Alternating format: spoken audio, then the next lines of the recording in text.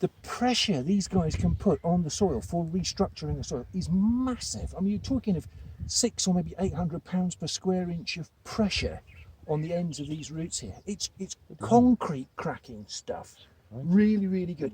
The other thing is, now if we were to compare, I was going to say, dig all there now. soil with soil, The jackhammer out. the background to it is, if we look at the colour on that, if I just put that there, and I will, and I know it's not fair, and I know it's not scientific, but if I just put, yeah, it's interesting. I just Because put a we little just bit round back. up this bit every so often, and that's all it does.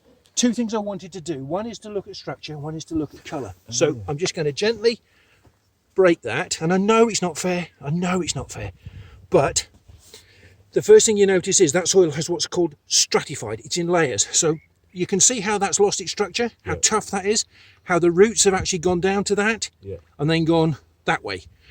So this plant, in terms of feeding root zone, is restricted to here. It's going to really struggle this way, and it's not gone to depth. Okay, so little structure. If we take from the similar depth here, you can see we've still got the cloddiness, but we've got roots going through it.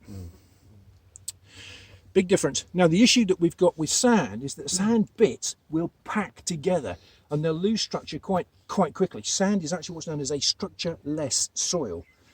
The bit that I'm really interested in, not just what are the roots doing and the depth of the fibrous roots here through the soil profile, which is super, one compared to the other, is the colour. The colour that's here is indicating two things: organic content and moisture content. Now, one of the things is this: you've got this massive above ground biomass, but it's not actually drying the soil out. What's happening is See that one drying quicker than that one just today now. yeah. But as the plant experiences higher air temperatures, what it does is it regulates the movement of water from soil through roots, through plant, and back to the atmosphere. So this plant, although it's got a big biomass, can actually switch off completely and hold the water in the soil. This one, because it's got such a small biomass, radiation from the sun hitting the soil surface, effectively the surface is cooking, and there's nothing the vegetation can do, because it's not really active, in holding the moisture in the ground. So the cover crop, or this particular crop, is actually retaining moisture in the summer.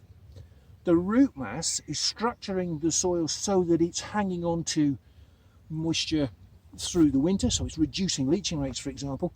And one of the things you can see in terms of the time of year, this little guy here is a dormant worm. He's just coming out on trigger to the light here.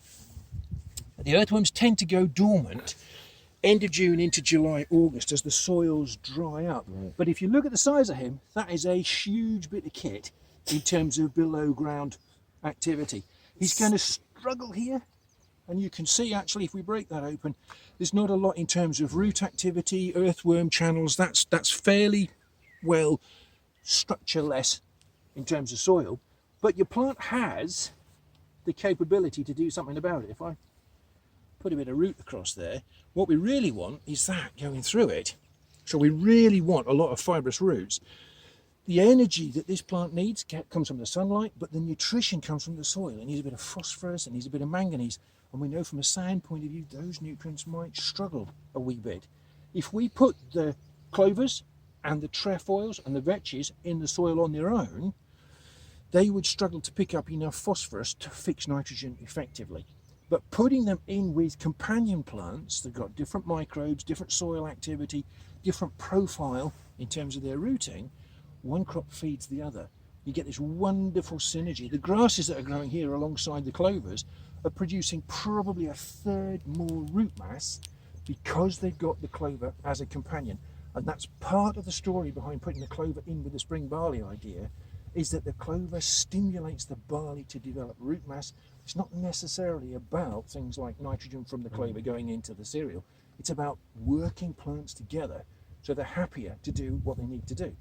But in terms of carbon, in terms of structure, in terms of soil, absolutely superb. I'm going to put Colin back in the ground because he's obviously... It's a super Colin. He's